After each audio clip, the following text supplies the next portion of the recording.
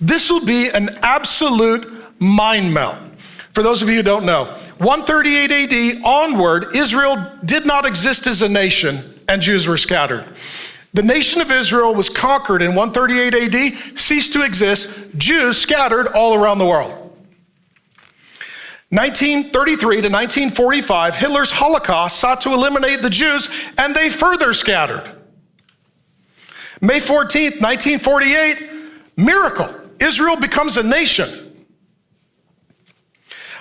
For the first time in over 1,800 years, under Truman. And this is the major prophetic event in human history.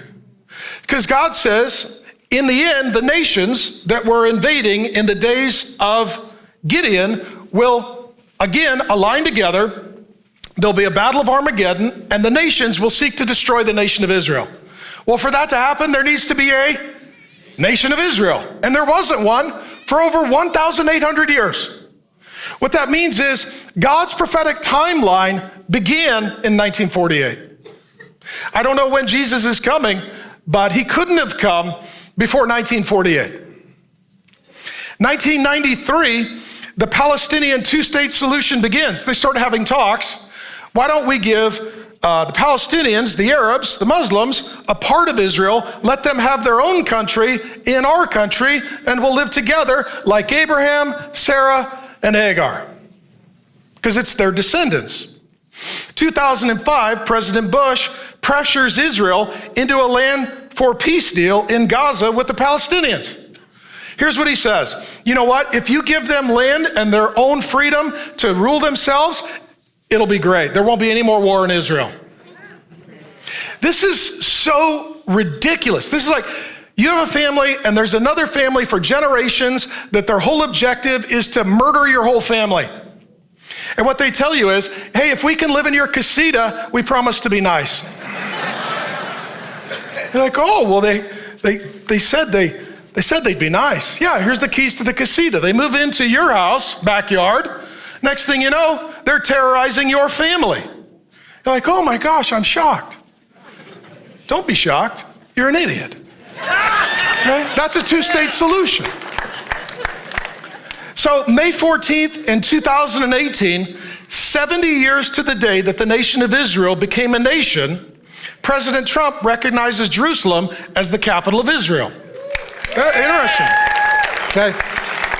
So Jerusalem is mentioned over 800 times in the Bible. It's a centerpiece.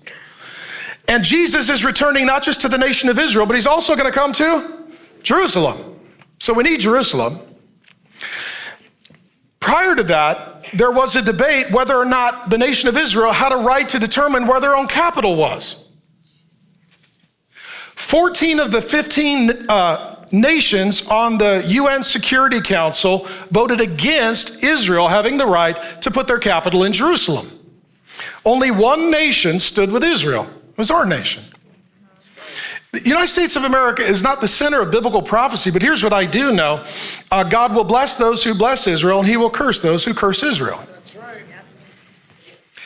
And at that moment, that was the first time in 2,500 years that a major political leader on the earth declared Jerusalem to be the rightful capital of Israel since King Cyrus from the Persian kingdom 2,500 years earlier. Today, we have war in Israel. It's the Jews from Abraham and Sarah against the Hamas Palestinians. They're Arabs from Hagar. Now we are awaiting one final war, the war of Armaggedon. And that war will be the last war that ushers in the second coming of Jesus Christ according to the scripture. We've just gone from Abraham to Armaggedon. We've gone from Genesis to Revelation. And what we know is that the nations around Israel will conspire together, invade and attack, try to eradicate the nation of Israel and the Jewish people.